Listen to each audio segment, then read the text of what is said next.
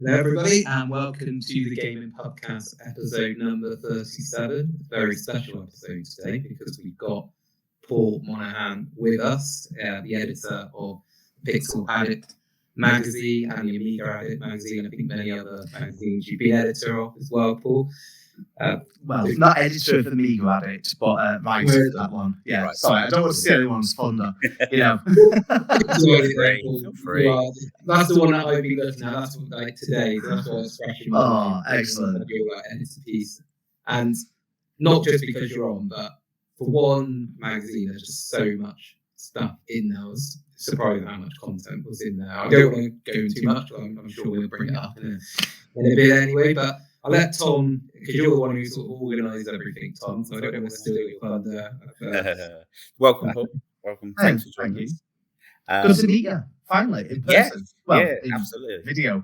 Yeah. We're never know, face-to-face one day. So I know. Yeah. I know. So we are avid gamers from, we're three dads, one missing tonight. Duncan is at a show, so he's dropped us. Brian Cox. Yeah. Really? Okay. Well, I'm a dad, so we can still be three dads. That's it. We're still three dads. No, we're still three dads. Yeah. But I'm the avid retro gamer, and the others talk all about Gaming Pass and Martin's into the Wii U, just like I am. So we have a varied array of things we're into. And from what I understand, you're a bit of a collector yourself. Is that right? Yes. Yeah. Basically, I spent a lot of time collecting the Super Nintendo games, which have become quite pricey now. So a lot of the time, it's just the odd thing gets added, But I can't afford to spend £500-600 on any of the big hitters. It's just absolutely ridiculous. I think my wife would kill me. But then the big thing is that I do collect, again, gaming magazines. I'm not exactly after full sets now, because the full sets that I wanted, I've got. But I'm still, picking up odds and ends.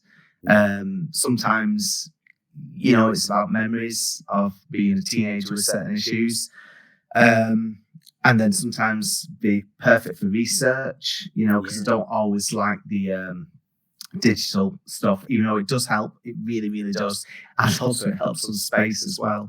Because again, if your wife had her way, everything would just be, digital and stuff. And it's like what came today, I haven't even looked at me yet, but some later copies of the one Amiga before it really died. I mean, the one Amiga used to be a really, really good magazine when it was done by like EMAP. And then there was a company called Maverick Magazines, and they went through a period of just buying up a load of titles from the likes of Future Publishing, EMAP, and companies like that. And even though we started off maybe like 80 pages, it soon became 32-page pamphlets. So by this is November 1995. We're down to, this is quite a thick one though. This is 60-odd pages. But by the time I finished, it was down to about 32 pages, if that, with a free game or something like that. But we had a reputation of getting like these really wafer-thin magazines, and therefore that made them quite rare because no one would buy them. Towards the end of his life as well. So a fellow magazine collector, Mark Jowett from Sega Mags, he's trying to collect every single Sega magazine in the UK. And again, he's had the same problem with some of the Maverick magazines. So there was something years ago, Sega Zone, which was Dennis Publishing, then it was Future Publishing, and then it went to Maverick Magazines. And again, it ends up like poster specials, 16 pages. And, because he wants all these Sega mags, it's trying to find them. So, it's like anytime I saw those, and they were off eBay, off someone who we do know, who's another magazine collector, who actually does upload all these mags and then eventually sells them on. But because I wanted to have a look through them properly, I thought, okay, and it wasn't too bad. It was just over a tenner for those. So I know we got them for a good price. And now we've just gone from one collector to another collector. Yeah. But yeah, I'm so sorry. What was the question again? Oh, of course, are you a collector? Yes. Well, you answered it. I mean, I am a SNES guy as well. I'm a SNES guy. Excellent. I think I had, at one stage, and we were going through the pictures of my old collection, I had 19 variations of SNES console boxes, from Donkey Kong Crate to Mario Kart. Sorry, I should have just stand there in video, just aghast. Wow! Oh my god! I've never gone that far. Yeah, and I wanted to collect every variation, but when you got to that level, you were talking £500 to go and get international cricket from Australia. You know, at that stage I had to stop, and I remember picking up Terranigma from Basildon Market, which is just down the road from where we live. Yeah, and I managed to get it for £70, and now no chance. Yeah, well, was it you that said this to yesterday in the email? It was someone, and I just put I picked up Terranigma that I bought off the mate back in 2015. And again, probably paid because I bought a bundle of 7 rare games, you know, so what was in it? Final Fantasy 3, then Super Metroid and stuff, and, you know, I got them all for a few £100. I'm going back to 2015 now. So with Terranigma, I've still not sat down and actually played it, so apart from it went into my machine for about 2 minutes. So I was like, the other day, I'm going, it's not in amazing condition, but even so, even if you took it to CEX, you could get a couple of £100. You know, because even without manual, I think it's 180 or 182. Anyway, that's very, very, you know, too much information. But, you know, it's one of those where I feel like I could regret it if I sold it, because in the past, when I had my SNES collection early noughties and sold up by mid noughties, the likes of Final Fantasy 3, Castlevania Vampire's Kiss, like, I sold those for 70 odd quid each, and I thought I got a good price because I paid 34 or 35 for each one, because I worked at Game Station at the time. And at the time, I was speaking to a guy, Jonathan Town, who worked for Game for quite a long time, and also Game Station. And we were saying back then, it's 20 years ago, people would come in with crates full of retro stuff, you know, the 8 and 16-bit stuff. I'd be like going, I'm not bothered what I get for it. So you'd be like, all right, so you've got this Spectrum, you've got a crate of games, 45 quid. Brilliant. Then I'm going to buy Halo 2 on Xbox and maybe have a tenner credit note, you know, if you're lucky. That's like all you get, you know. And I've said this story elsewhere, but like I remember a guy coming in with a Sega Dreamcast in 2005 with 100 games, extra pads, everything boxed, everything mint. Got 180 quid from it. You know, and we're talking like some amazing stuff. Sickening. All I would say is I had a Sega Mega CD, and this was probably early 2000s. I had a Sega Mega CD, and I had a Prince of Persia game. I had loads of games for it. I can't remember all the game. And my mum threw it out. You just thought, oh, you know, it's just an really old console.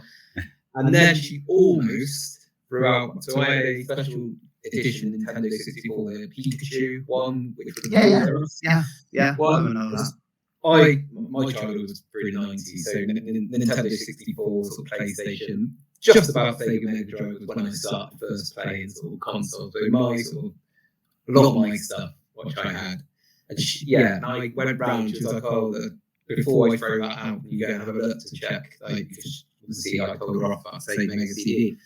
In there was the Pikachu edition of the N64, and I was like, you just don't know the value of it. Like, don't touch my God. If you go on like eBay now, and I did sell that. Like, I regretted selling it after I sold it, because I sold it because at the time I just really needed the money, and now obviously if I want to get one again, I'm going to have to probably lash out a lot more than I sold it at the time, because this was about 5 or 6 years ago. But Martin, I feel like it's a good time to bring up divorcing your parents. Well, I moved out, so well, the thing is, like, when I go to my mum's, like, everything that I left there is still there, and like there's times where, well, do you want to take this back with you now? And I'm like, no, we don't have room in this house, because every time I do go to my mum's, it's only a few miles up the road. Yeah. It's like, I just need to basically get these magazines out of the house, or I'm not going to use my ST magazines, so they can stay there at the moment, or I've filled a collection that can now go there. And it's that sort of thing. But the other day, about 2 weeks ago now, when I went up there, I picked up a few original Xbox games that were, 15, 20 quid just to sell on, because since having like child 2, I've not been on any of this stuff. So we're going back 4 years almost now. So I'm going, well, look, I'm not as precious about that. Like, my SNES stuff is like a big, big one. I absolutely love that, because it's like my favourite console. I've got the most memories from it, because at the time, being a teenager in the 90s, it's like that 16-bit era. Everything just seemed to be, you could see those improvements on things like Donkey Kong Country. The SNES had everything. Like the other day, I was playing Toy Story just to show my son, because he's like 7 now. So because he'd been watching Toy Story the other week, I was like, right, check this out. And it looks really good, because I remember like Toy Story came out on Mega Drive and on SNES. The graphics were really, really incredible, because it was like quite a late game. And then, a year or so later, we have the PlayStation, and with, again, Crash Bandicoot and, Tomb Raider and things like that. I mean, I'm really into the RPGs, so going from the SNES to PlayStation, I was in the element with that genre. But yeah, it's just nothing's going to beat it in my eyes. Sorry, Paul. Sorry, no. I was going to say, for me, my favourite era of gaming is the 90s, but that was when I sort of grew up and got into games. Yeah. I'm going to go back to the nostalgic thing, but I just, like you were saying, we went from the Sega Mega Drive and the SNES right at the beginning of the 90s to the Dreamcast at the end of the 90s. That so much happened in terms of, TV gaming, 3D gaming. You had memory cards with, before playing games, trying to tell people, younger generations today, not being able to save a game, having to either complete it in one go, or having passwords that you have to write down. Yeah. Just so much happened in that era. Obviously, I was born in 89. I say obviously, no one, you wouldn't know that, but... Well, no, I'm gathering. We've got 10 years between us. Yeah. So I would have missed the era before that in regards to like the Amstrad and the Atari and all that. But yeah, I feel so much happened in that generation. It was I think out of all the decade, I don't know, because you could say that if you went from, say, through the 80s, the jumps you had there, because I'd say that 80s and 90s were probably the biggest jumps, because now when you go from PS4 to PS5, there's not too much. No. Things will look a little bit nicer or whatever, but when you think, actually, I only really started playing games really I'd probably say about 87, maybe 86, 87 at a guess, and then like when you think you're starting off with the classic arcade games, so let's just say your Defender and Frogger and stuff like that, but then you finish in the 80s. Like Sonic the Hedgehog's only 2 years off, but when you're around that time, you've got like Alter Beast on the Mega Drive and stuff like that. So the Mega Drive's out now at home. So you're thinking you've gone from, say, the Atari 2600 and the Speccy, and you finish the decade, sorry, with the Mega Drive, and even with things like the NES. You've got games like, I kind of been on about this, the Disney Capcom titles. You've got things like Mario Bros. 3, granted that's like 90, I think it was. But, you can see... Yeah. Because I've always said, right, you get to the end of the generation where you're just squeezing that last bit of juice out of the machine, and it's like, because they've been working on it, so many like games companies for so long, be it for 5 or 6 years, and then we go, hang on a minute, we've just worked out to do this, just get one. So again, like your Donkey Kong, and again your Mario Bros. 3 and stuff. So we just go, here we go, and you're just like, wow, that's amazing, and it's so clever. And again, like the one that I mentioned in an upcoming Pixel Addict, I was on about Micro Machines 2 and Codemasters with the J-carts. Yeah. And it's like, what an amazing idea that was, which only a handful of games used it, but then to plug controllers into a cartridge to make even, more people be able to join in. I was like, that sounds insane now. I was playing Micro Machines yesterday on the Game Boy original. Yeah. Still a phenomenal game. I mean, I've got an Amstrad 464 sitting in my loft, which I bring out all the time. Excellent. I had to replace the belts recently. Love getting a syntax error after loading it for 15 minutes. At least you can fix things. No, I mean, I used to live in Crewe, just outside Crewe. Yeah. I used to go down there, and there was a gaming shop near the swimming bath. So we go swimming, and we go into there, and there'd be cassettes up to the ceiling, and you go in and spend your £5 pocket money and get like 5 cassettes, and you just look at the back and look at the graphics and go home and play them. Nowadays, I think it's lost some of that. I think and we were talking about this, weren't we, last week, Martin, about the generation gap between PS5 now and potentially PS5 Pro is really short. Yeah, my ears pricked up at that because I only got a PS5 at Christmas because there was nothing that had come out where I really, really needed it, So I was just like, well, I can wait. And then when Spider-Man 2 came out, which I probably played for about 2 hours in total, it's just this game's coming out that I want to play, which I'm looking forward to. But again, they're mainly things like RPGs. And I don't know, like, there's a new Turtles game coming out as well. And, I've got, what I've been playing recently, so I'm looking over it. Like, on PS4 titles, stuff like Streets of Rage 4 I played today. I thought by now I'd have got, Resi Village.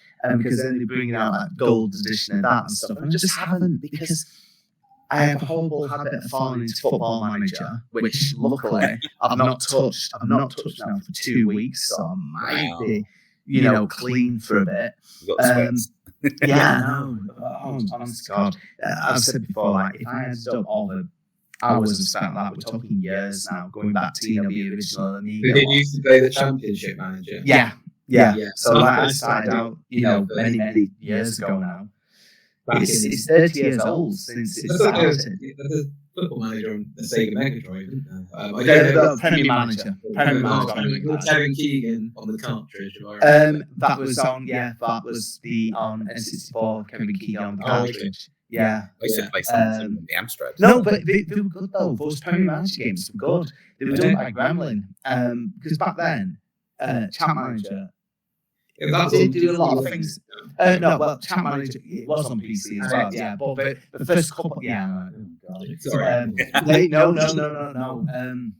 I will be quick with this because obviously it started out on Amiga and ST, and the very first one back in like '93 didn't have real names. It was all just auto-generated, and then the first one, like '93, '94, end of season, we brought in the real players and everything like that, and I played that stuff on the Amiga. And then when Champ Manager 2 came out on PC, then you had Champ Manager 3 and 4, and then the split happened. Champ Manager 5 came out by Eidos, and then it was Sports Interactive that bought out Football Manager. So this was, I think, 2004, because it's just coming up to 20 years now of Football Manager. Then Champ Manager was just nowhere near as good because Sports Interactive had the engine, of what basically made Football Manager, Champ Manager, what it was back then. And then they brought out Champ Managers on the mobile phones, which weren't as good. And then by about 2017, I think it died off. I feel you have an addiction with all that knowledge. I know, it's reading books on it as well, and then also following streamers and things like that. And considering how old the early Champ Manager games are now, when you think late 90s, early 2000s, the ones on the PC had so much. Like, it went down to like my hometown, Western Supermarket. Absolutely fantastic. But they soon expanded that, because even by things like 97, 98, so Chat Manager 2, 97, 98. I'm so sorry, this is not the topic we're going to discuss tonight. So this is why I know everyone's gone, oh Christ, unsubscribe.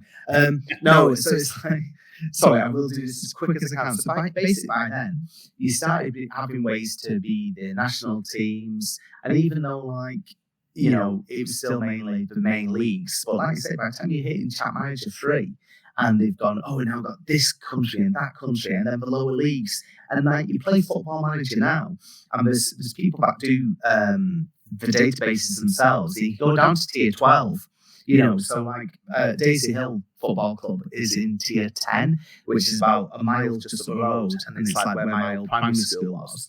So, I've had to save games going from that to get into Premiership and yada, yada. So they put so much effort into it. And it's absolutely crazy. You can't say, I'm not going down to tier 12 because if I do that and download that database, I'll get back on it. I'm trying not to at the moment, because I do want to actually play some other games. I really, really do. Whether or not it's either games to review or just like a few favourites and stuff like that. But anyway, I'm sorry. No, we better get on to otherwise we'll just half an hour on Chat Manager. No, feel free. That's good. So, what was the first console you owned? Sorry, my first one was the Atari ST. So this was in Christmas. Sorry, God, hold it off. This was Christmas '89. I wanted an Amstrad 464 because my friend had one, and he had like the green screen one. And even though it was green screen, it gets a lot of stick now. But I think I don't know. There's just something about it, like playing things like Target Renegade and even Batman the movie and then Head Over Heels. It never seemed to bother me because back then, like when you were a kid, you just wanted to play games, and like the 8-bit sensor, like this C64 Spectrum and Amstrad, they all had some like really good versions, and some machines had a better version than their 8-bit rivals or whatever. And then I don't know, I got the ST, and I was like, this is going to be okay. So this was like a 16-bit machine, and this was like when the ST and Amiga were still neck and neck for a couple of years. But it came with like 20 games. It was called like the ST Power Pack, and then some of the people said, it didn't help the cause because it came with 20 games. You wouldn't need to buy software for a while. So there was a couple of kids at school that had an ST, but then a couple that had an Amiga, and then by 91 you started seeing that change. Still had the ST though till 93, got rid of that and moved on to the SNES. So by then the ST was totally dead. Like recently been looking at some 92 issues, like 1992 issues of like ST Action and things like that, and you just see how thin they're getting. It's the same with any machine. You can just see the turning point. So again, like those Amiga ones I held up before, that's from end of summer '95, and that was its last commercial year. 1993 is quite late to still have that. Consider because that was a whole for an ST. Yeah, there was nothing available. What was available was not great. Let's face it. No. Well, put it this way, right? What sums up? This is what I always remember. Right? I bought ST Action because obviously I was into the games, so I wasn't into like all the productivity software. So at the time, you had Amiga owners and mates who had Amigas, and they were getting things like Chaos Engine, Zool, and I was like, right, okay, I'm coming to ST, and then it was always eventually. And one of the last ST Action magazines is like, Zool's finally here, playable demo on the disc. And you're like, brilliant, finally. By that point, I think I'd probably just got rid of my ST because, like I say, I remember getting me SNES out of loot on the condition I'd moved my ST on, because back then you never used to have more than one machine. I had the original, my Game Boy for games on the go, but it was never a case of like what you'd have now. I mean, even now, like I've kept my PS4, I've got a PS5, I've got a PS3 upstairs, I've got my PS2 at my mum's and PS1 at my mum's. Like I don't sell things anymore, because I don't know. We know it's a value thing. Yeah. We know that PS1 in 20 years' time is going to be worth a chunk. And I know. And it's still like the original PS1 with the audio stuff in that. They're worth a little bit, aren't they? Yeah, that was a bit more from the not re-released ones, but like later models, So like I got mine from like Game in '96 with PS1, so yeah, it's going a bit back. But no, SNES. Favorite console always going to be SNES. ST. I'm never going to hear a bad word about it because it's starting off of my own. You always have a little soft spot for the yes. first console. Actually, the first console He's the underdog, really. The Mega Drive was the one that got me into gaming. And the first console I had was the Amiga, which is I had like Super Frog, Rainbow Island, all those games on it. Which I used to just sit there with, thinking back, that having a floppy disk with a game on it was, it just seemed like it's a different world. But yeah, I have a soft spot for the Amiga just because that was the first console that actually was probably properly sort of. Mine was the Amstrad 464 green screen. See, you'll go through your tapes. I was saying this to someone again the other day, like back then when you go into the market, because my mate had a Spectrum, and he went Spectrum to SNES. So one day we were playing things like, say, one of the Dizzy games, and the next day we were playing Turtles in Time on the SNES. You were like, this is massive. Yeah, that's what I mean. The big jumps. The green screen on the Amstrad though worked on all games, bar Bart Simpson versus the what was it? The Space Mutants. Space Mutants. That's the one. Because when the game began, you had to collect the homework sheets.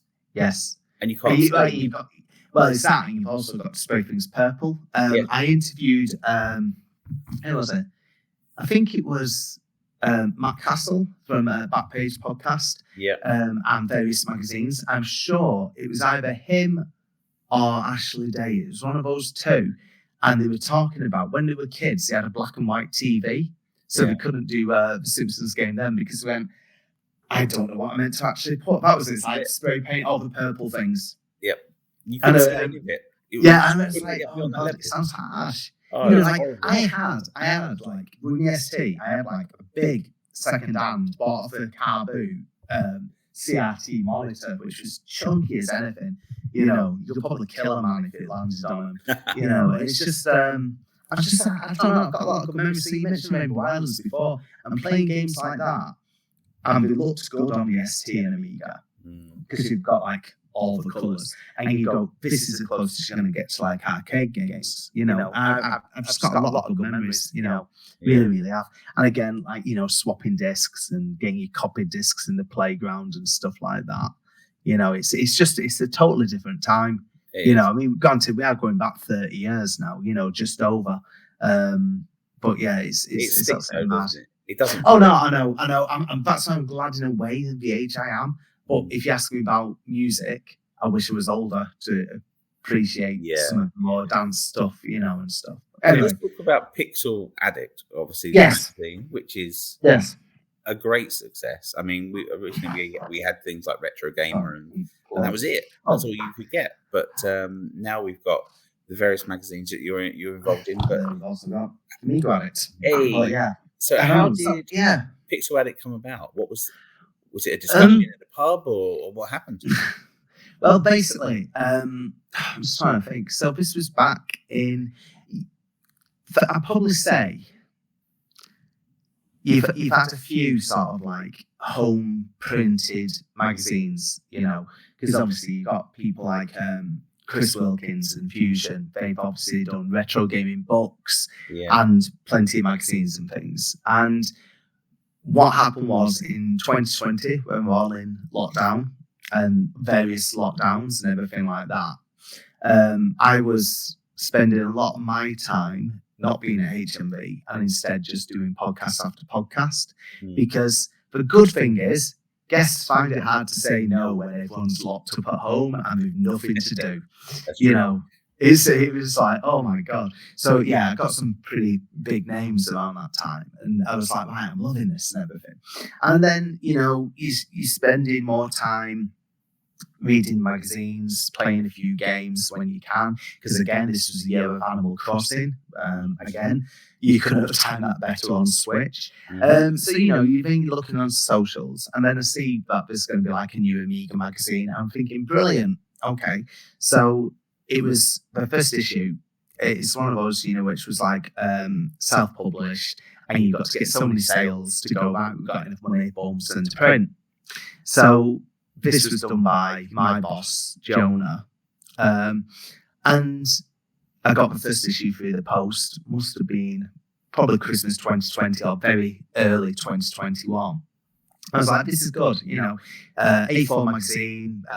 It's got the feel of an Amiga format, which was a big one, even though I probably bought Amiga Action more when I was an Amiga owner. Again, staying on the games route. I did get a few Amiga format because it had a bit of everything, and if the disc was good, something we'll touch on later, then it made you want it. Anyway, so I sent him a message, and he just goes, are you interested in, if you ever want to write anything, feel free. So at the time, I was still 40. So, because I wanted to I always wanted to write for magazines. That's all I wanted to do when I was a teenager. I bought so many, and I worshipped so many of these writers. So I went, okay, I'll pitch something. So I can't remember what I pitched. I think it was about gaming magazines with the Amiga, and stuff, and what I used to buy. So I sent it in, it got printed, and we went, brilliant. And he goes, do you want to join the team? I went, God, yeah, I'll join the team. And then I had a few other ideas covering Games X magazine, which I love because it's it only lasted a year, but it was a weekly magazine. And then came up with a few other ideas. Like I said, we mentioned Gary Bracey before, so, to do film tie-ins. But, kind of get, some words with you and stuff. And anyway, he got to the stage where he goes, right, I'm going to launch a second magazine. I went, well, at the moment, I'm working full-time at HMV. I've not got the time. So Pixel Addict launched end of 2021. So, yeah, Amiga Addict had been going about a year. And this was going to be more vintage computing and tech. Yeah. Something I could probably do, especially as an editor, drift a little bit more towards the original ethos, I think is the term. And yeah, so the idea was to obviously cover things like what Retro Gamer doesn't. Yeah. But at times still, sprinkling a few bits, because obviously Retro Gamer is just celebrated its 20th anniversary. Yeah. I get on well with Darren as well, and people that work on the magazine, so we're never going to go, tell you what, we're going to do, a magazine is going to just be like Retro Gamer and just basically churn out the same stories, because that'll just do me head in. So I always go if someone makes a pitch to me, I always go, right, well, look, it's a popular game. This has actually been covered elsewhere, but can we go for a new angle or anything like that? Or can we talk to someone who's not spoke about it too much, and can tell us something new? So I took over on issue 3. So I cut down the hours at HMV. And then it meant I've obviously got time to actually spend pulling the magazine together, helping out on Amiga Addict, pulling that together, chasing articles, writers, chasing up articles and writers as well if things are running late, because there's a new issue out every 6 weeks. Yeah. The battle to get to print on time is never ending, because you think 6 weeks, brilliant. You've got, again, Retro Gamer, they do 13 issues a year, which is insane. But then even with everyone obviously doing this either part-time or in spare time, it is quite tough. I mean, this is like a 60-page magazine. This is like, Amiga Addict, so it's like a 60-page magazine.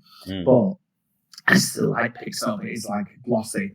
And I still stick by its high quality. That's one thing we've never actually scrimped on. And that lasts because well. Yeah, no, exactly. And the thing is as well, we sell binders as well, so it's turned into an advert.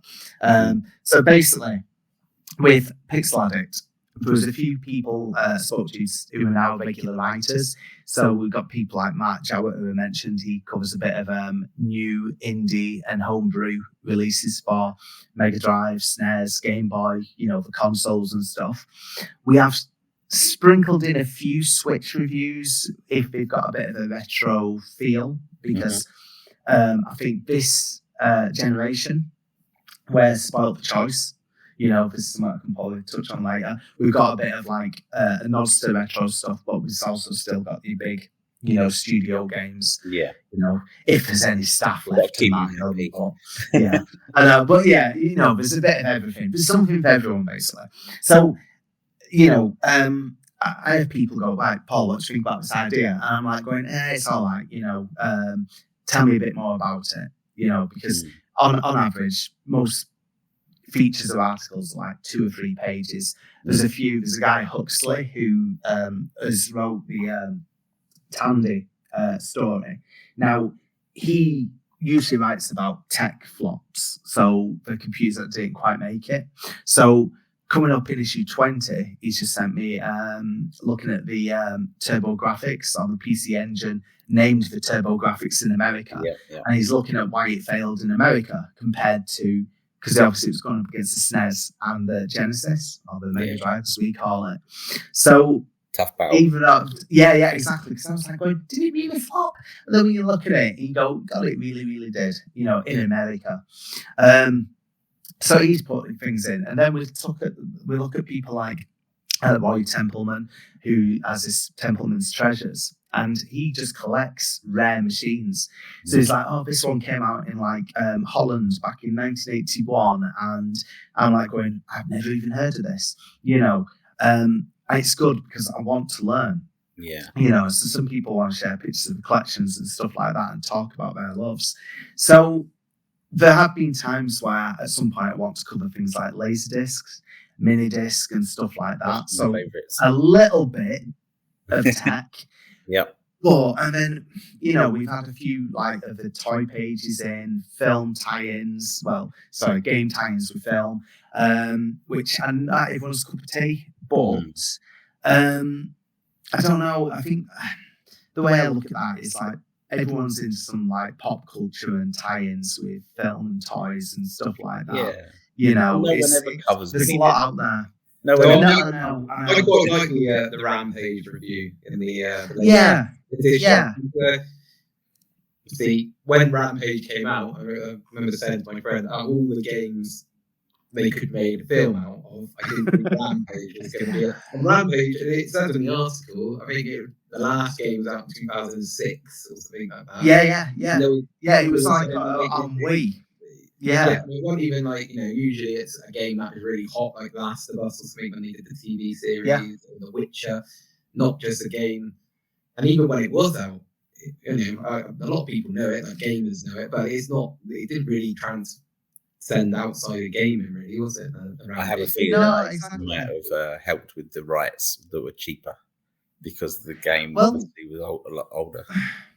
It's a funny one because Matt, who writes Pixels and Popcorn, he goes, right, Paul, what do you think about this?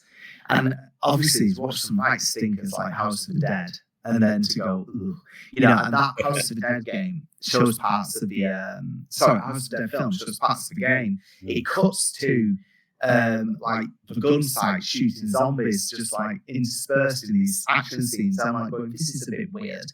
And then in issue 20, he's just done Double Dragon, which I know is obviously known for being an awful film. And he goes, I thought it was quite silly fun. And I was like, what, you actually liked it? He goes, it's been better than some other ones. I was like, Christ, it's awful. We did a Maximum Power podcast on it. It never got released because we started drinking, and by the end of that episode, I was absolutely hammered and went, I can't put this out because I'm just angry, So I just said I'm cutting on the floor. It's a bit like the Street Fighter movie. I mean, it's a guilty pleasure. I really like more combat movies as well. I don't mind that so much. But that latest one was alright as well. It was good. I think we did have an episode where we spoke about games and movies in terms of games being made into movies, but also movies being made into games. And we were saying what works better. I think we thought movies going into games seem to have a better track record than games going into movies. I think it's getting better, but again, I think that comes down to the age people are who are making them now. Because again, if it's say someone like our age, we grew up playing it. So like when you look at things like Last of Us, the TV series and stuff, people know the source material, you know, and they actually give a damn. Yeah, you know, things like that. Welcome to Raccoon City, the Resident Evil wasn't terrible. You know, but I quite like the original Resident Evil film. You know, I think it's all right. You know, it's probably the best one. Yeah, of course. Well, I'm not being funny. That's not the highest bar. It's a very, very high compliment there because it's not too bad. And number 2 is okay, and then it just goes so off a cliff. Like until it's like number 6 or whatever. You know, they did a lot. But I think it has got, like you said, the quality's got a lot better now. I think they had a different bad period with like the original Mario movie, obviously. Well received. The new Mario movie, I thought it was quite good. Oh, it's brilliant. It's absolutely brilliant. The Sonic films are brilliant. I'm looking forward to Sonic 3 end of the year. There's Knuckles TV series. It's again, people get it. They're talking about the Streets of Rage film. Yeah, in the 80s with like the Street Fighter, I like the Mortal Kombat film, but critics didn't like it. The Street no. Critics didn't like it, but they and then the series. I mean, The Last of Us was really well received, wasn't it? And The Witcher, Netflix. The Street Fighter animated, the anime Street Fighter 2 was really good, but a little bit long. I remember watching those on video and stuff when I used to quite like the manga videos and stuff. But again, it's obviously a different, culture. It's obviously being done over in Japan. Yeah, and they probably give more of a damn back then. That's Sorry, I'm late coming with questions as well. I know we're going off on so many tangents. That's good. I don't know where we do that. We do that. Oh yes, we are magazine. I'm sorry. Yeah, that was basically up to date, and now we're up to I'm working on issue 20. Yeah. And now it's just it seems insane that now there's so much. I mean, basically, just to wrap up your question, with that one, so I'm going to stop showing it. But with that one, with Tandy, the TRS-80 being on the cover, we shared that in quite a few Tandy groups, and everyone went, "Oh wow, a UK magazine covering Tandy," because that's not the type of thing that Retro Gamer would cover. No. And then we've also covered things like Silicon Graphics, looking at things like Jurassic Park and stuff like that, and Toy Story. And then also that touched on the N64, which also uses Silicon Graphics machines. And then we've also touched on one called the Connection Machine, which again, this was a machine from the 80s, which was meant to start advancing AI, done by a load of students at, it's over in America, MIT University, I can't think. Anyway, it'll come to me. But, like something really, really techy, nerdy, and in-depth. But with this 10-page feature on this Connection Machine, which is this black and red cube on the cover. And I was like, I don't know how this is going to go down. But then quite a few people who are into it are like going, wow, that's something totally different to cover. So I love that. But also, we need things like the PlayStation issue. We need the Tomb Raider issue. So every so often, I'll have to do something like a bit more, commercial. Yeah. See, one of my guilty pleasures is failed consoles, failed machines. So like, then you're in luck, things like that. But we never want to punch down. No. It's because look, no one sets out to make a bad game or a bad machine. There's different circumstances. I mean, when we did in Amiga Addict, we did a CD32 issue special.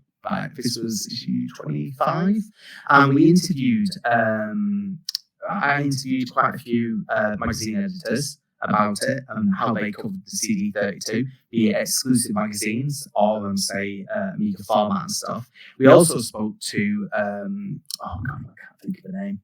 Anyway, the lady who was an engineer for CD32.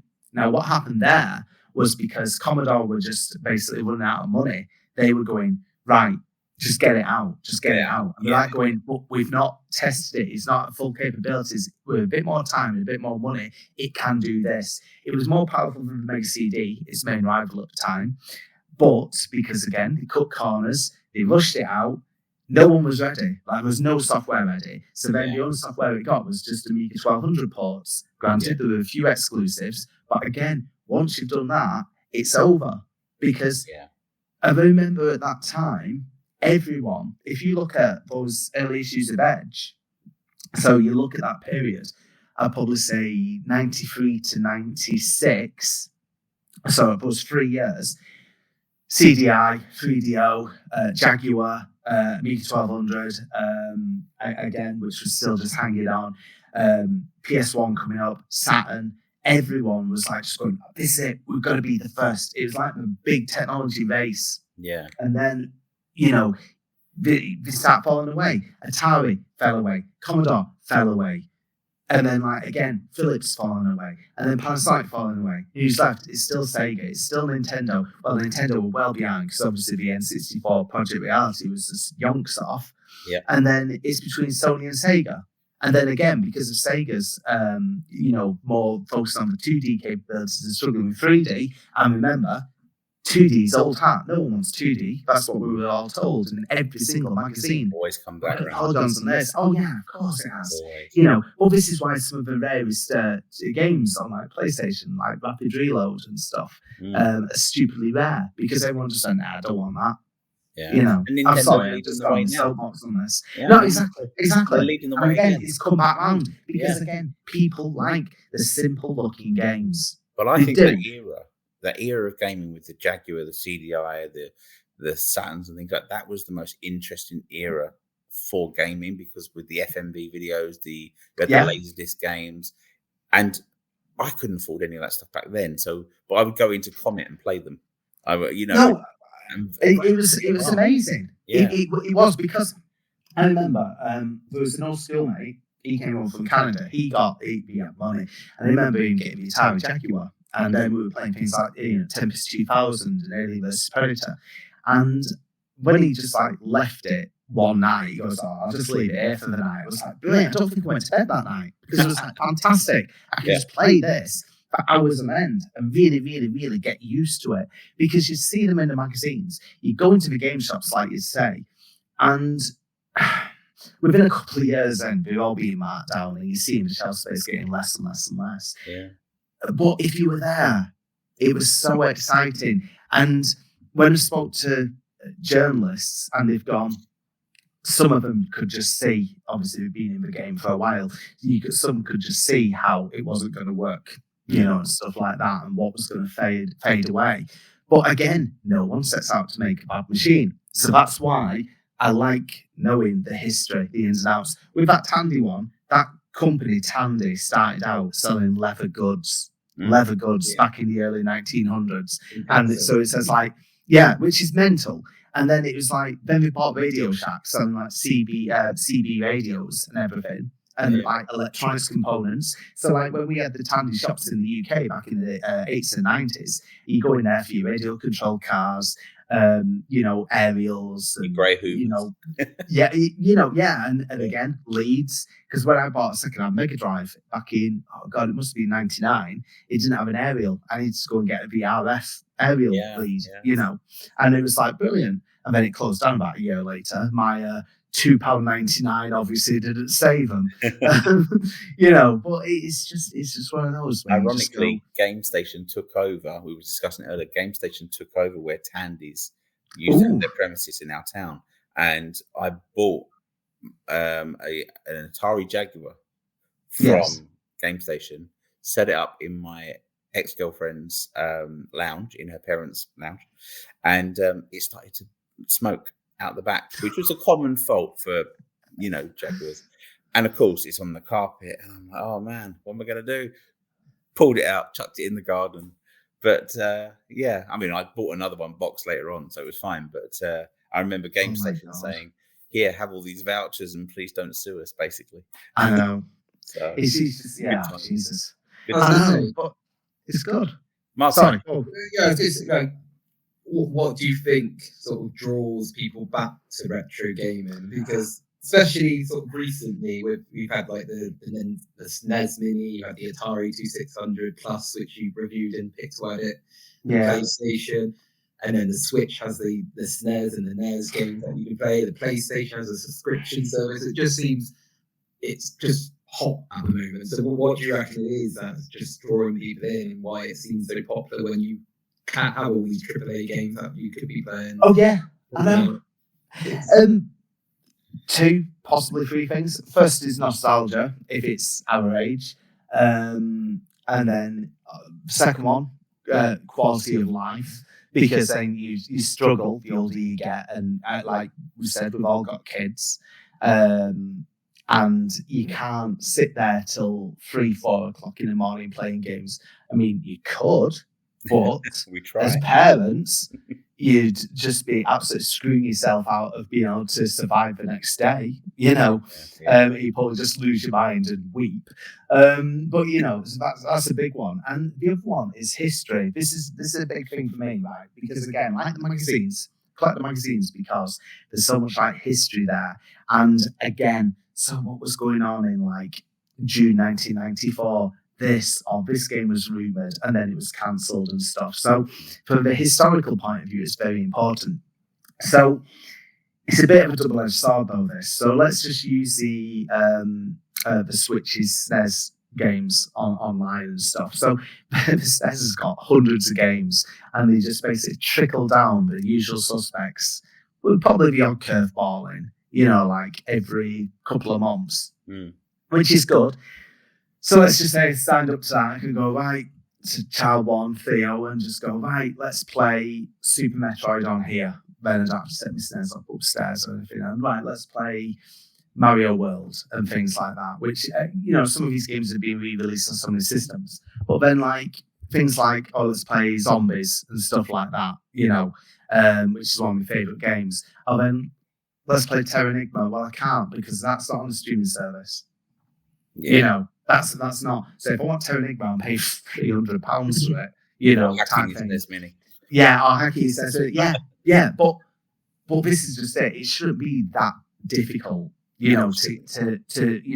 be able to play these games sort of legit. So one thing that I've been banging on about, and I interviewed him in Pixel Addict, was Antstream. Now Antstream, I'm not going to turn this to an advert, but there's a lot of games added to it, and they've just added like Crude Buster, 2 Crude Dudes, which I loved on the arcade. So they're always adding something else. As soon as they can get the license, they'll add it to the system. So I'm like, well, that's quite cool, because I want to show the history. So yesterday I was playing Burnout 2 for a little bit, and also Turtles in Time. Well, Theo were playing them. So while I was doing work. And then earlier in that morning, he'd been on Minecraft on PS5. He spent about 3 hours making, a mine track or a roller coaster, as he called it. And it's just like, I don't know, like you think Minecraft is so popular and Fortnite, and it's not about the graphics, it's about the playability, because sometimes they look quite primitive, so I think you see the younger ones playing games like that and they're not caught up on the graphics as much. And therefore, you see some things like pixel games coming back again, just sometimes for a few quid. And then you've seen things like Streets of Rage 4 come back, with cel-shaded graphics. But again, people like our age, we absolutely have so many good memories from it. It's again, more Turtles games and stuff. So I feel like people want the nostalgia. Look, life's bloody hard. It really, really is. You want to be able to come home and relax and stuff. And I don't have as much time as I like for things like RPGs. There's a new one coming out soon called Eiyuden Chronicle 100 Heroes, which I love. Suikoden, or Suikoden, Suikoden, however people pronounced it. And that's one of my favourite RPGs. So when this 100 Heroes comes out in 3 weeks, I think it's 23rd, 3 weeks, thereabouts, I'm going to make sure I play that because I actually completed the prologue, which was called Rising, which was on plus, and that was 15 hours.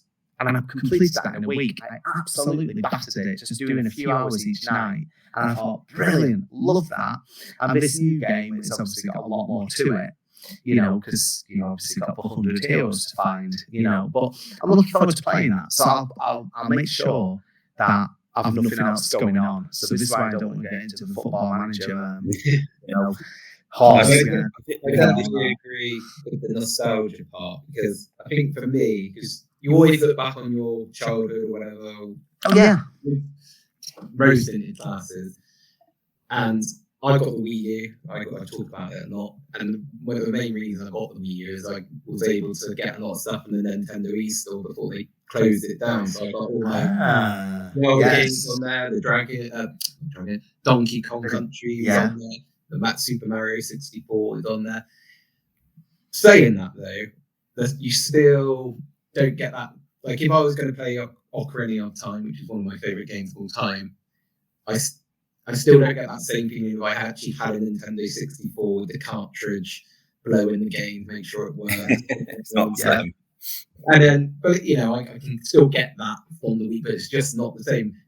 But have you had it where nostalgia and you've gone back in the game hasn't been so it was all nostalgia? So I had it with GoldenEye because that was one of my favourite games, and then I've gone back and played it. I still like it, but I don't think it's aged very well. I'm going to do it in the first level, and I was like, I'm probably not going to do the next level on here, but nostalgia brought me back.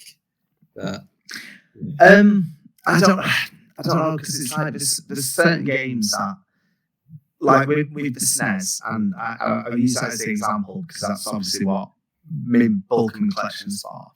Like with things like Rock'n'Roll Racing, Zombies that I mentioned, Mario World, these are ones that I've played so many times that and Shadowrun is another one of my favourites. Yeah. So then I go, these are games that can do no wrong in my eyes. Now there's some where it's more like arcade games when we playing arcade ROMs and stuff like that, where I'm like going, or it's just repetitive. Even now, hate saying it, I think those early WWF games are very, very, very limited by LJN and stuff. So like your Super WrestleMania, your Royal Rumble, and your Raw. SNES, all Mega Drive as well.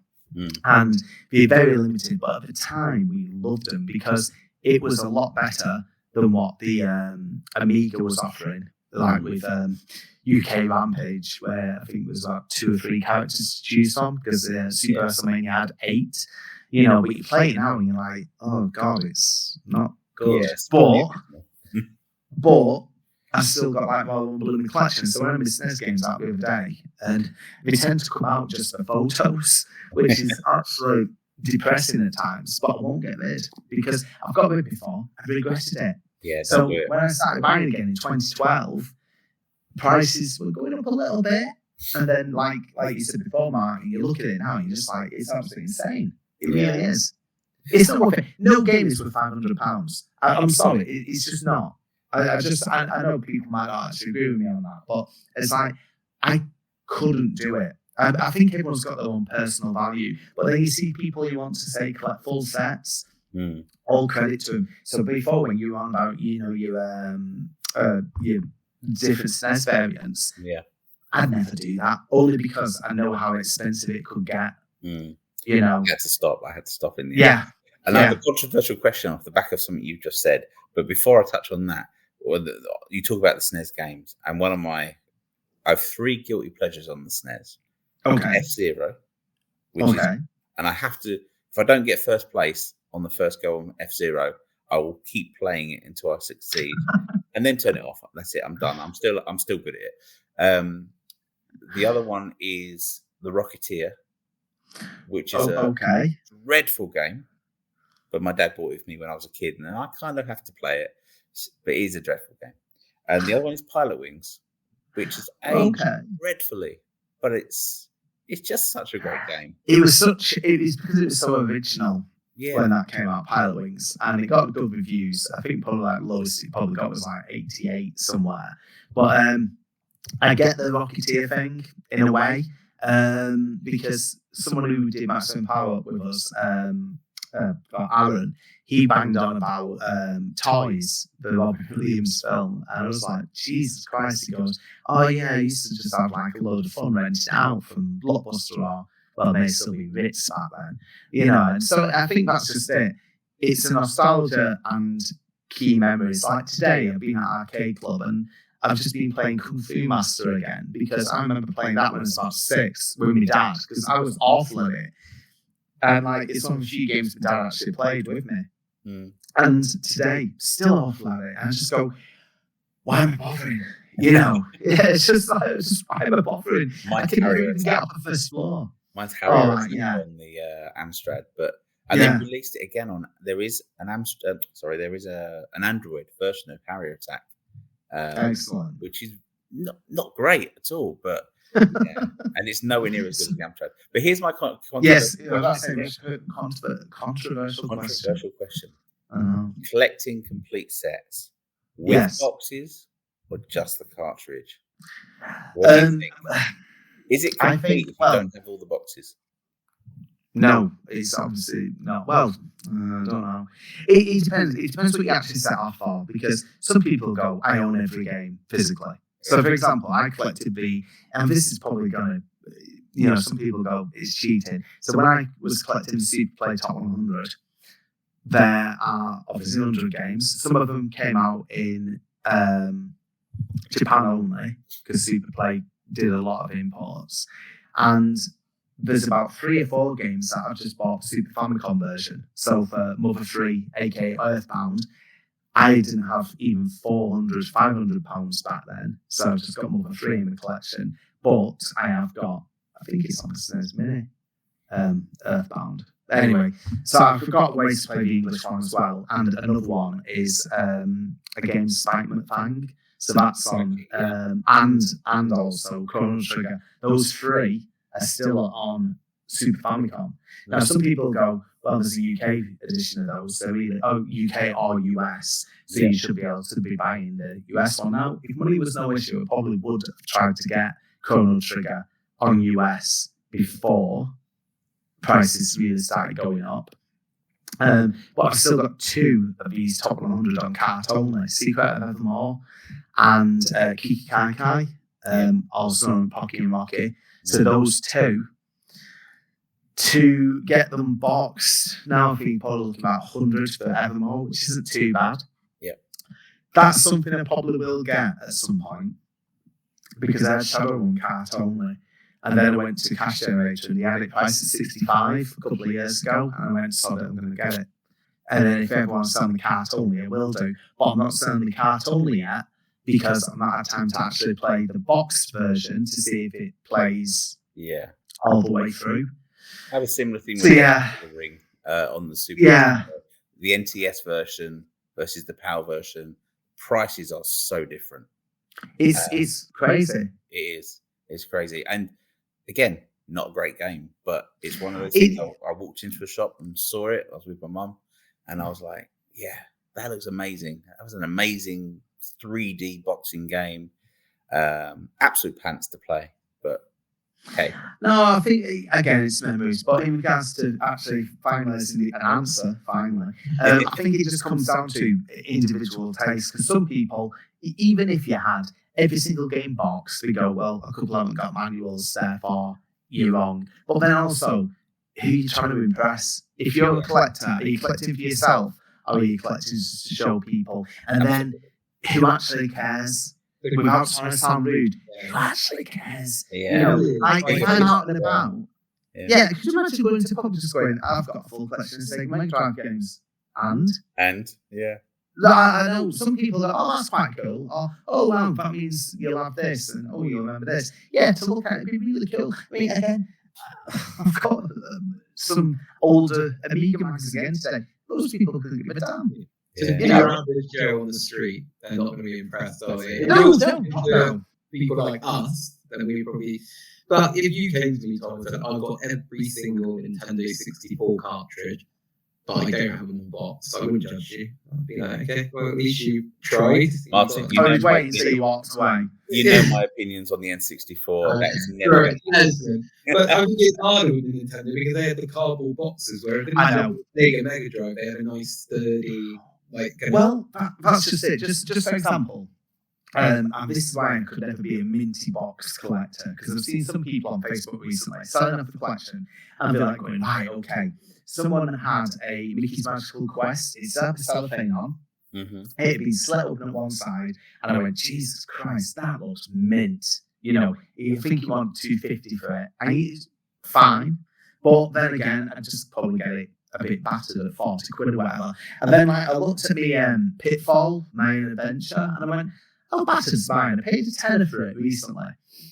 Maybe 14, but about 2 years ago. And I looked at it, he's absolutely knackered. It all closes up and fine, but it's got, because it's ex-rental from a video shop, it's got stickers on, £10 ex-rental reduced. And I went, you know what, I quite like that. Yeah. Because it's got the character and the memories. Yeah, people. Yeah. I like finding the receipts inside the boxes. Oh, yeah.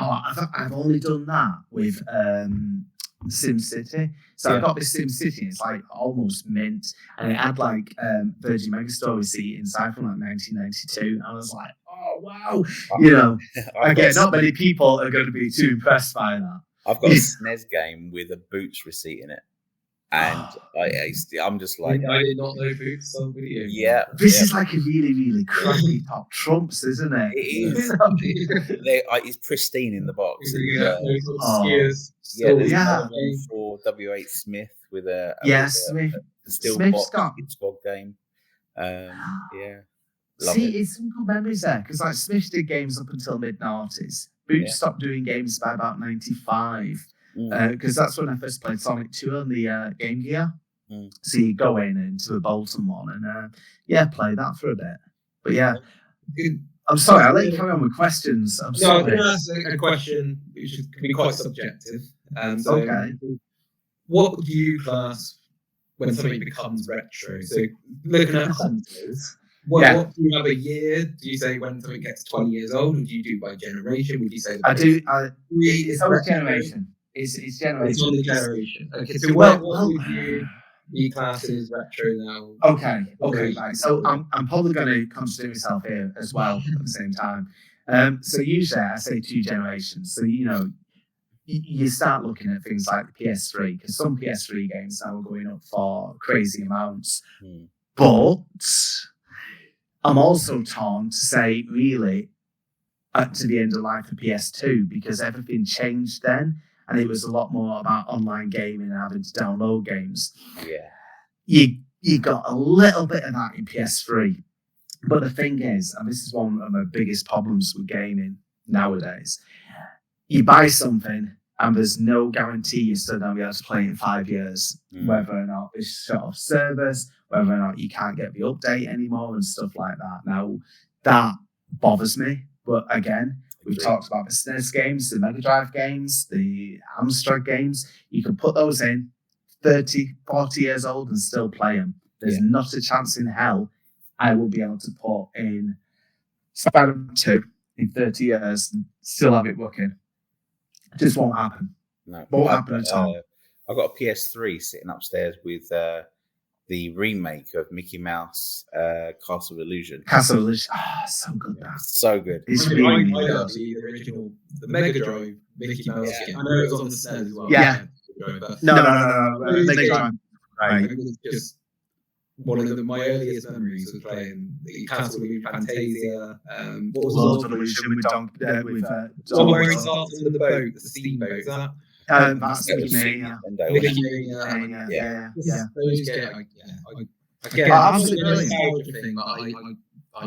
No, they're still good games. They're still really, really, really good games. Well, that PS3 is protected because that game for me, I've got it on Android. It's on the Steam Deck.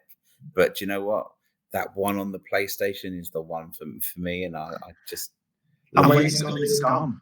Yeah. When it's gone, I've got things like Rocket Knight Adventures, which was on PSN, PlayStation Network, on PS3 upstairs. And my PS3, the disk drive is just knackered. It's so temperamental. But on there, I've got Suikoden 1 and 2. I've got what else? Like a load of RPGs from PS1, which got delisted ages ago. Yeah. And I just go like, this is wrong. And again, that comes back to the whole preservation angle. How do you preserve this era of gaming?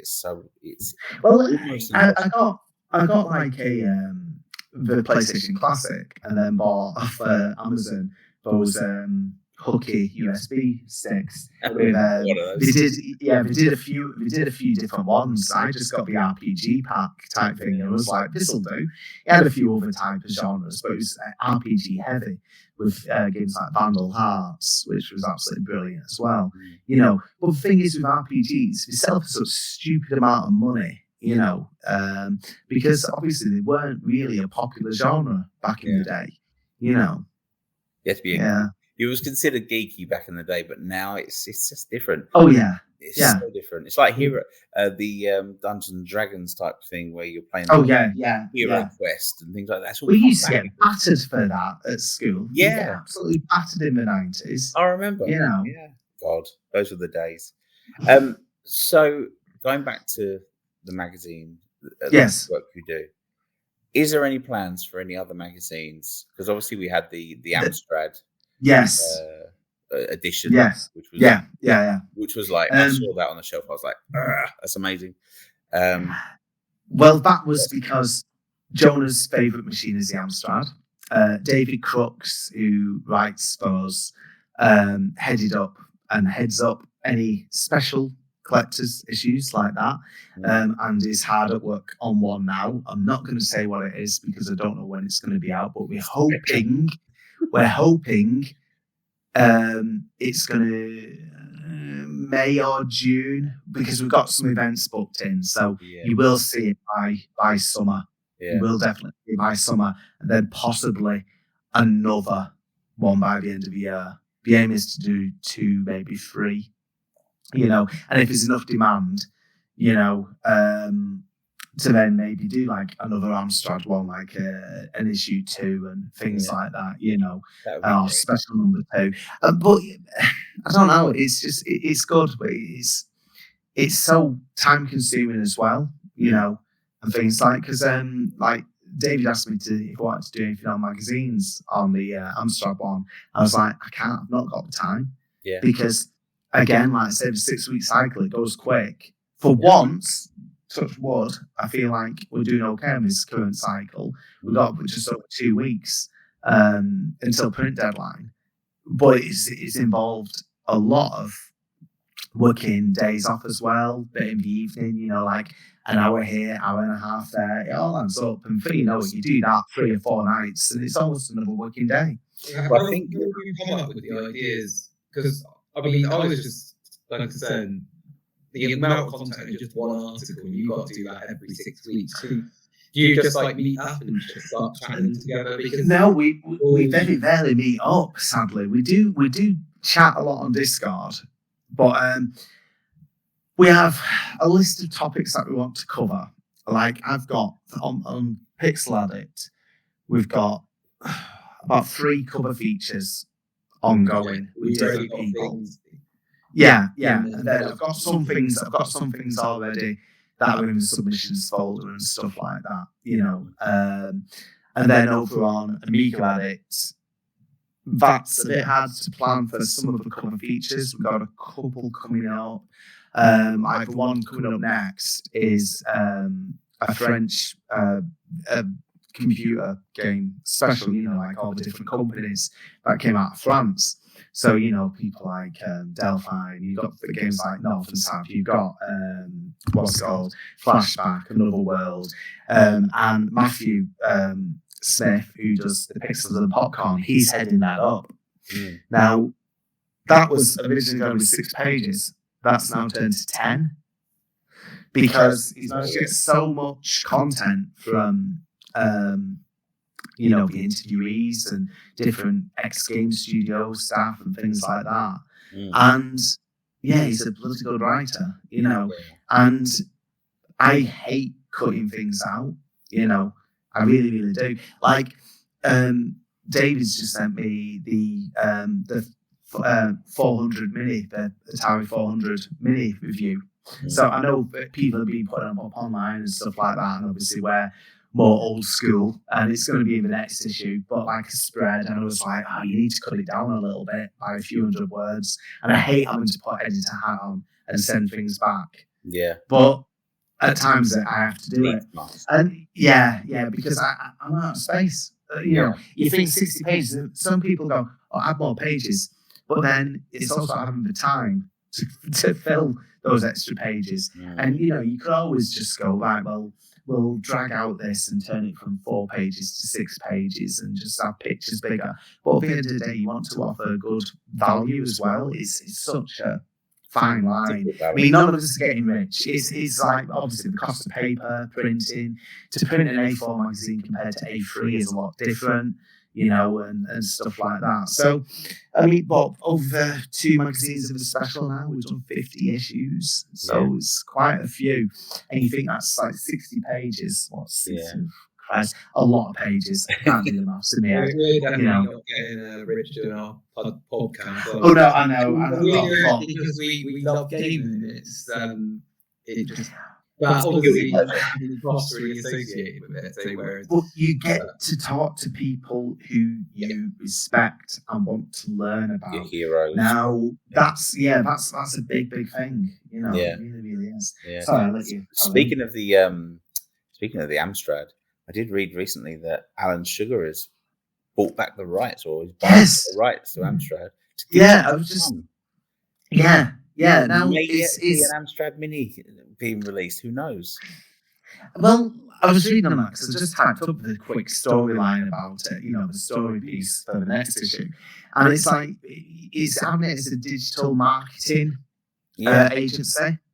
So I think it's quite good. And again, for people of a certain age, it'll get the feels, going again. But you never know, because maybe, it's a case of, well, look, it's marketing, so we're going to market a mini or something like that. We're going to market. And if your son's got any brain about raising funds for this company beyond using his dad's money, an Amstrad Mini would be the way forward.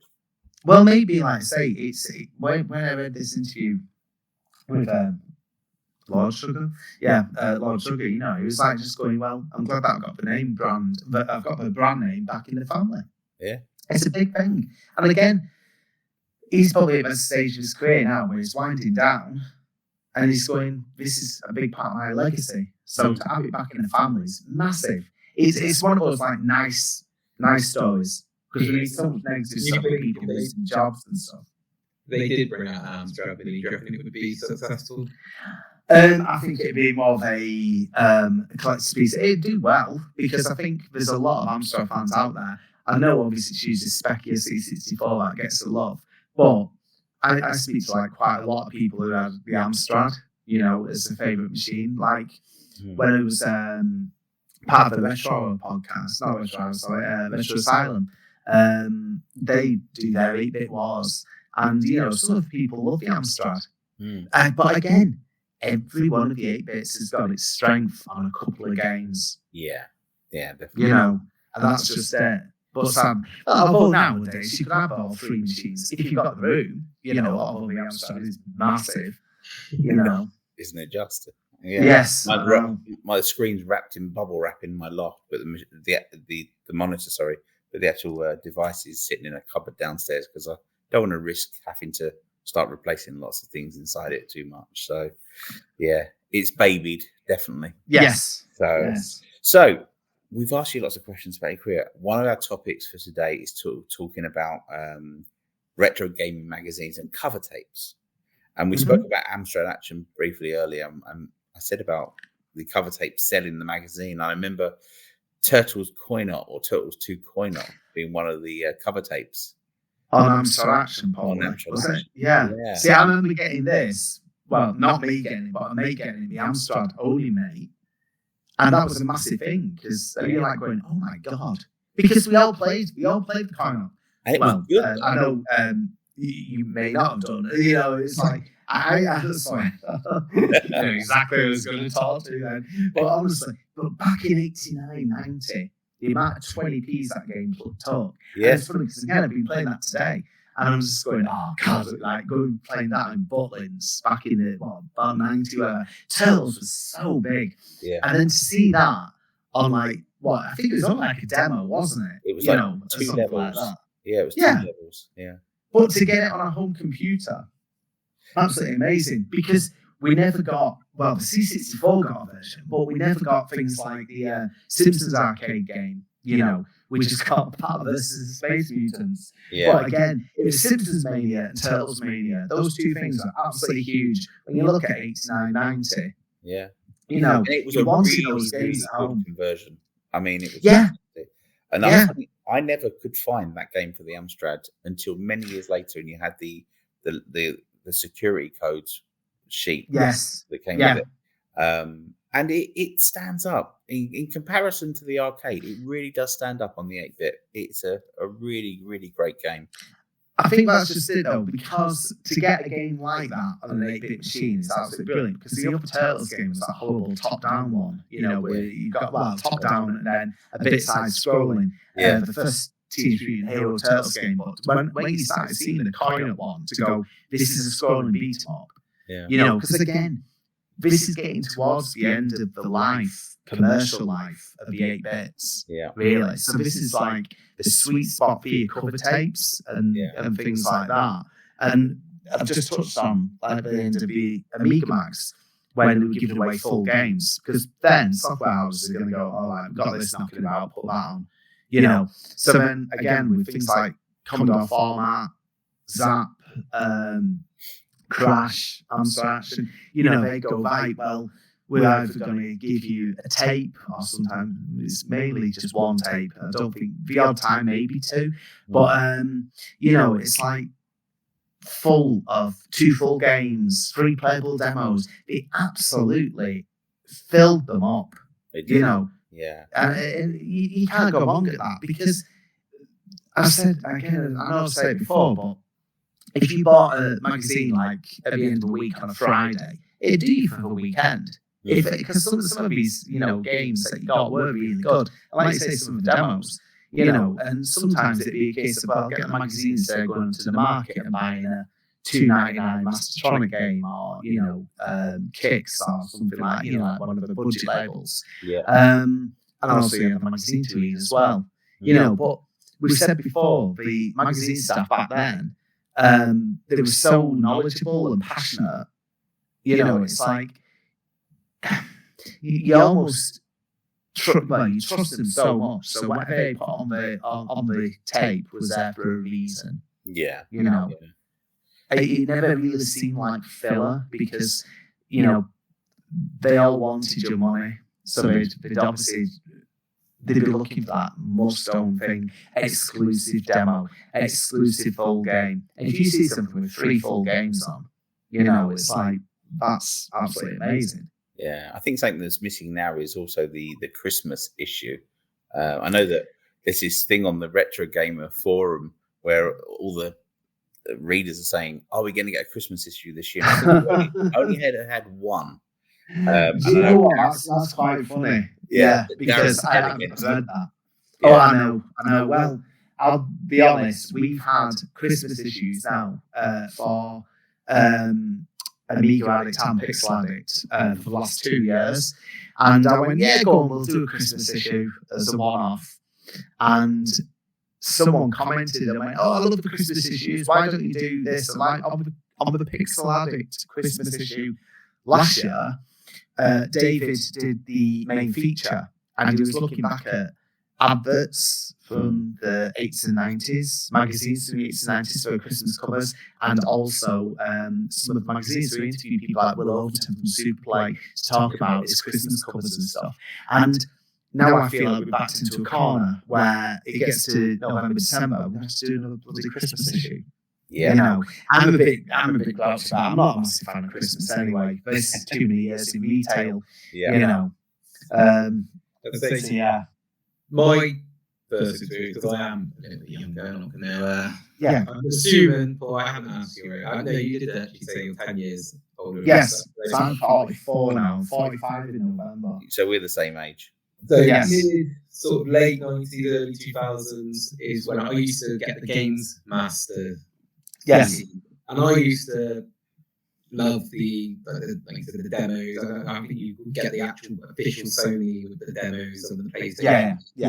Yeah. And I said also the cheats as well. I used to get them just to get the cheat codes because you could not the internet. I remember one magazine it had a Bible and it had of cheat codes. Yeah. And me and my friend, we would have probably been about 10 or 11 at the time, and I had a shed in my back garden, and it wasn't being used, so we thought, well, why don't we set up our own little business where we sell cheats to people? Because we had this cheat code with the latest of pretty much every game on like the PlayStation N64. And we made them like handwritten, some leaflet. We went and delivered them, and we were like, we'll sell like 50p a cheat.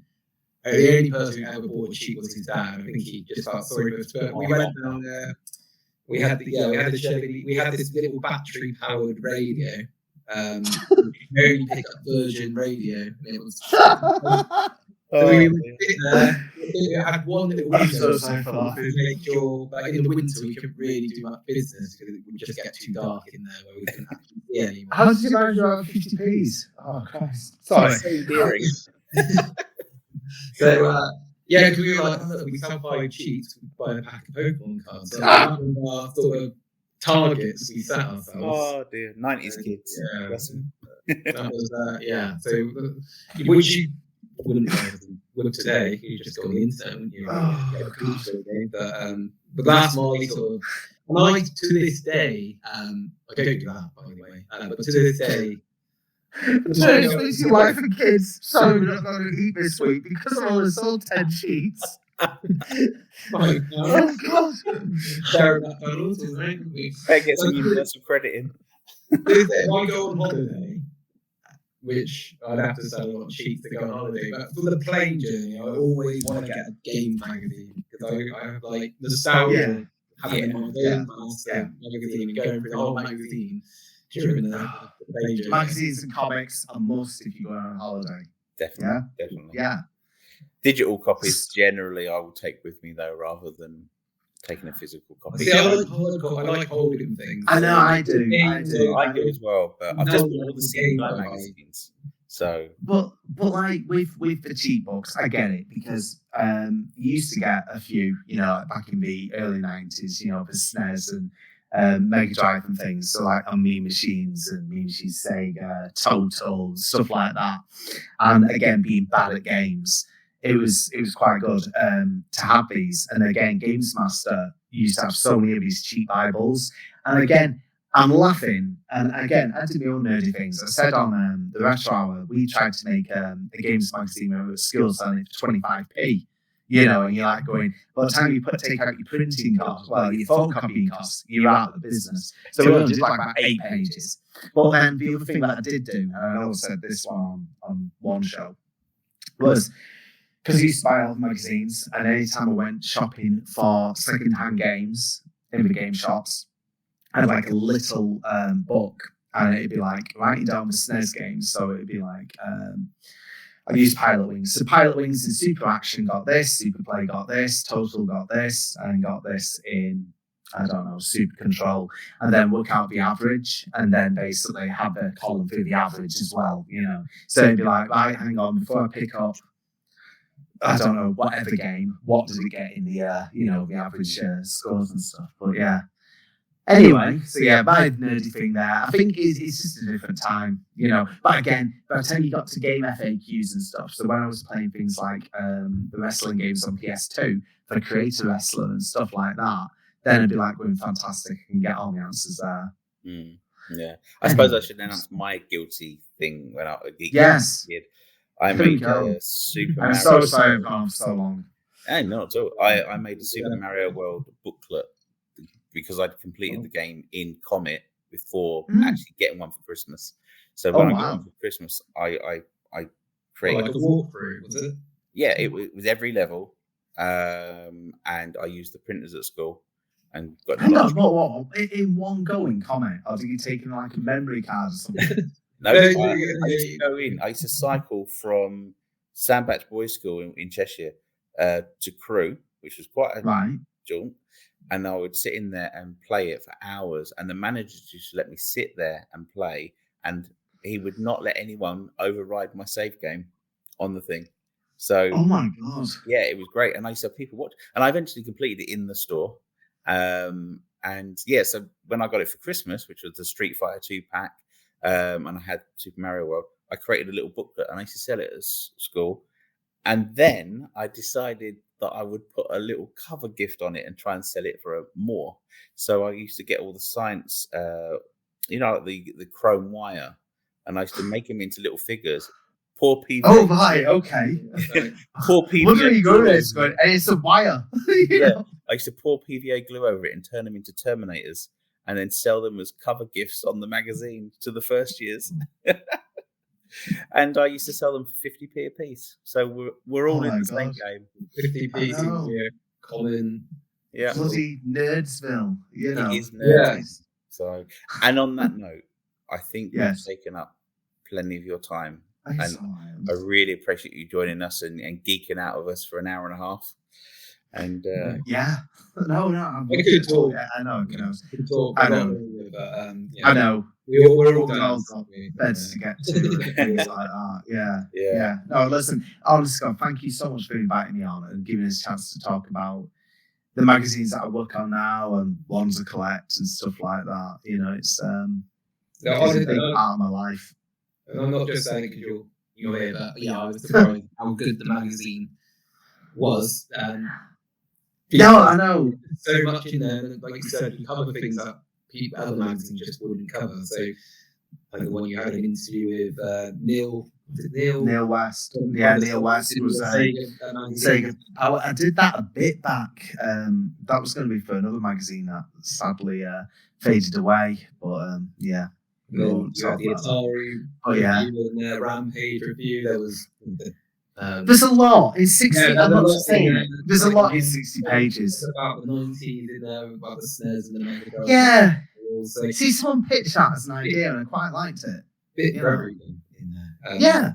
And the team were really helpful as well, because when I had an issue downloading it, when I bought a few issues back, and they, within minutes, and it was at night, I had a message from someone saying, I'll get it sorted for you. And by the next day, I had my issue to download. So we do try to be quick on that. If anyone's got issues, I mean, again, it's mainly Jonah who does the back office type stuff. Yeah. So if he's around, and he's usually up to like midnight, and again, like me, got kids and everything like that. Yeah. And if he's around, we can try and fix it quite quickly, But we never want to keep people waiting more than, say, 24, maybe 48 hours at times, because obviously we've got lives going on as well. So sometimes, if it's say like coming up bank holiday weekend, it's going to be a case of I'm probably not going to touch any magazine stuff now till Monday. Yeah. I'll go on Discord. That's about it. But so guys, you can also get PDFs. Yes, you can get PDFs. Oh, the one thing that I will say, this is the last thing that I will shut up. Yeah. We finally listened to readers. Sounds well. We finally listened to readers because now we've obviously offered subscriptions to either physical print or PDFs, and it offered a slight discount. Hands are tied where you can really offer a decent one. So it's like 5% or whatever. But loads of people had subscriptions lapse because it took ages to obviously remember to send out a reminder. But now we've started offering rolling monthly subscription, rolling issue subscriptions. So every time if there's a new issue, we would bill you the price of that and postage. Some people have been enjoying that, and again, it's good to see people taking up on that. Just makes it easier. Because again, we're awful at remembering to change subscriptions, cancel them, and things like that. Again, we've all got the brain space. Things. Yeah. No, exactly. So now, obviously, anyone who ever does want to cancel, hopefully don't tell us. But having a rolling subscription, I think, is going to be a much needed thing. Finally, after 29 issues of Amiga Addict and almost 20 a Pixel, it's just time. It's an evolution. I know. Anyway, we'll put the link in our description. And yes. Yeah. Thank you. And, anything you need, give us a shout. So to our listeners, yeah. but go out. It's available in W.H. Smith. It's available on the Pixel Addict website. You've got Amiga Addict as well. Go out and buy the most recent issue. It's absolutely fantastic and a really high quality magazine. As Martin said, we'll stick the links in our description of this episode. Thank you to Paul. Thank you to Martin. No worries. And we will see you on our next episode.